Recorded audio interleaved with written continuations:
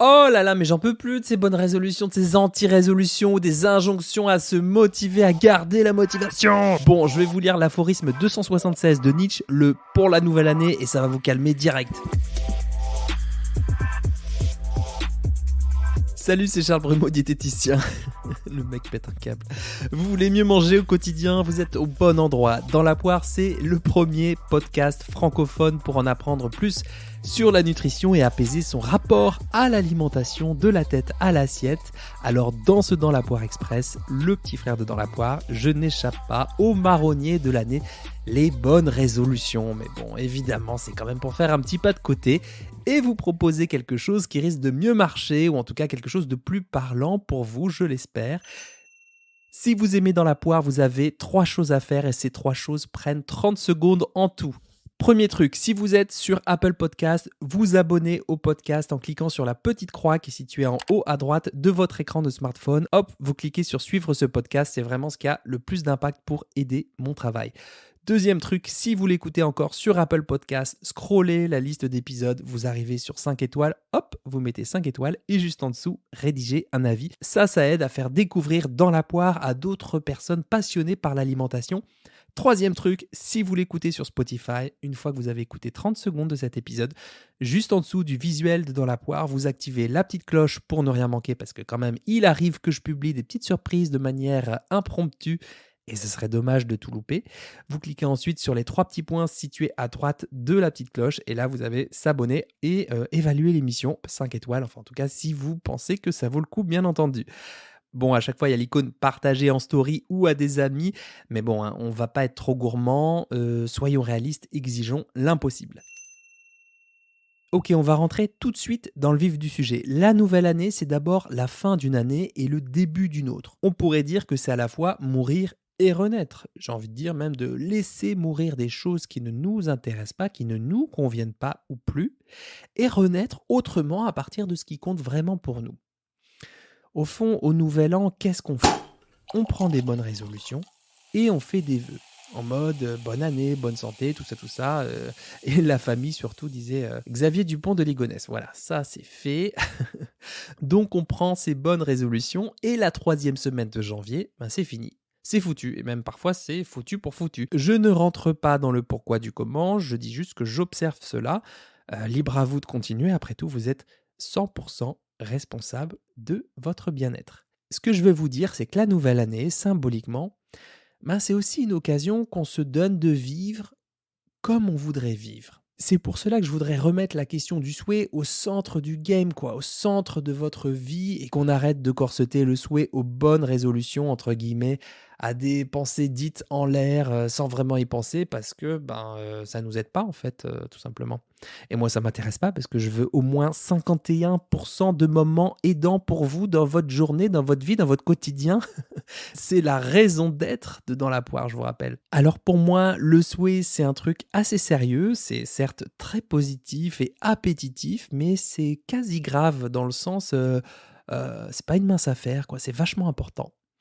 Et ce pour 3 raisons, je vous en parle juste après la lecture de l'aphorisme 276 de Nietzsche, oui, je vais bien vous le lire, qui s'intitule « Pour la nouvelle année », qui est tiré du livre 4 du Gai Savoir, publié en 1882. Vous allez voir, c'est très très court, c'est environ un paragraphe, je vous le lis tout de suite.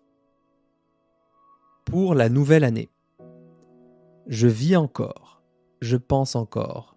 Il faut encore que je vive, car il faut encore que je pense. Sum ergo cogito, cogito ergo sum. Aujourd'hui, chacun se permet d'exprimer son désir et sa pensée la plus chère, et moi aussi, je vais dire ce qu'aujourd'hui je souhaite de moi-même, et quelle est la pensée que, cette année, j'ai prise à cœur la première. Quelle est la pensée qui devra être dorénavant pour moi la raison, la garantie et la douceur de vivre? Je veux apprendre toujours davantage à considérer comme la beauté ce qu'il y a de nécessaire dans les choses. C'est ainsi que je serai de ceux qui rendent belles les choses. Amor fati. Que cela soit dorénavant mon amour. Je ne veux pas entrer en guerre contre la laideur. Je ne veux pas accuser. Je ne veux même pas accuser les accusateurs. Détourner mon regard, que ce soit là ma seule négation. Et somme toute, pour voir grand, je veux, en toutes circonstances, n'être plus qu'un homme qui dit oui. Et ben voilà, c'est beau quand même, hein. Je serai de ceux qui rendent belles les choses. En gros, qu'est-ce qu'il nous dit le philosophe à moustache? On va creuser un peu. Il nous dit la nouvelle année, c'est embrasser la vie avec un grand oui. Il nous dit la nouvelle année, je souhaite de moi-même, ça vient de moi, ça vient de mon cœur. Il nous dit la nouvelle année, je ne veux pas entrer en guerre contre la laideur. Bon, c'est pas parce que c'est Nietzsche qu'il faut absolument suivre ce qu'il dit en mode j'ai la science infuse, mais on peut aussi rester curieux, curieuse et s'en inspirer si ça marche pour soi. Sait-on jamais? J'en reviens aux 3 raisons pour lesquelles le souhait c'est vachement important entre guillemets. Le grand oui, première raison. Dire cette année j'arrête de manger mes émotions, cette année j'évite d'acheter des chips, cette année j'arrête de trouver des excuses pour me mettre au sport, eh bien votre cerveau il va entendre manger ses émotions, chips, excuses. Le grand oui de Nietzsche, c'est qu'au lieu de dire non, ne pas, éviter, arrêter, s'accuser ou accuser les autres, eh bien on devient la personne qui dit oui et qui dit oui par et pour elle-même.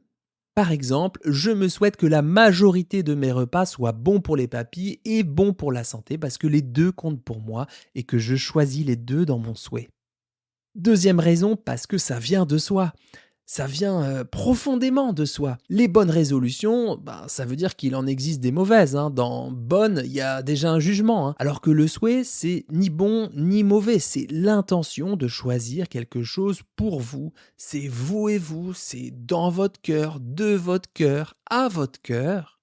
Donc, petit reminder, avant de lever votre coupe le 31 décembre au soir, je vous rappelle, et c'est un pro de santé qui vous le dit, que vous êtes la personne la plus importante à laquelle adresser vos vœux. Vous êtes la personne la plus importante à laquelle adresser vos vœux. Vous êtes la personne la plus importante à laquelle adresser vos vœux. Désolé pour cette répétition, mais ça a peut-être plus de chances de, de rentrer comme ça. Vraiment, vous êtes la personne prioritaire, quoi. Donc là, je ne vous donne pas d'exemple parce que c'est à vous de le préparer, ce souhait, dans l'intimité, quand vous marchez tranquille, tout seul, toute seule, peut-être pourquoi pas juste avant de vous endormir. Ça peut être mais qu'est-ce que je me souhaite là pour cette année? Juste moi et moi, qu'est-ce que je me souhaite au fond de mon cœur, quoi? Troisième raison, la naïveté. Ouais, moi je trouve qu'il y a quelque chose de beau et de naïf dans ce souhait de Nietzsche là, mais quelque chose d'assez sain aussi. Je m'explique très rapidement. Dans que dois-je faire? On est dans le devoir et ce devoir peut s'adapter d'une manière très problématique. Et puis en plus, on pose la question à qui?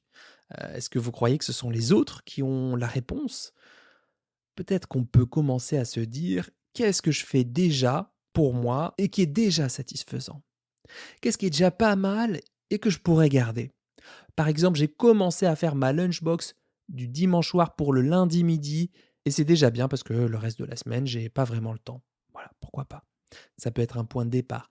Qu'est-ce que je fais qui est insatisfaisant et comment je peux réorienter mon gouvernail pour aller vers quelque chose de peut-être plus cohérent avec mon projet pour mieux maintenir ma barque? Voilà, j'espère que c'est un peu plus clair pour vous, cette question du souhait. J'espère que cet épisode vous aura parlé pour cette transition en 2022-2023, que vous arriverez à vous souhaiter des choses sympas pour vous. Vous souhaitez peut-être d'incarner un état d'esprit un peu différent pour vous permettre de mieux traverser des moments inconfortables.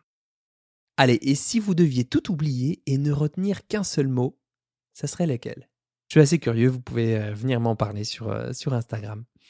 Je fais pas plus long parce que c'est un Dans la poire express. Vraiment, n'oubliez pas les 3 étapes du début d'épisode. Si vous aimez Dans la poire, vous abonner, suivre Dans la poire pour ne rien manquer, mettre des petites étoiles et des commentaires là où vous pouvez, là où vous êtes en train d'écouter.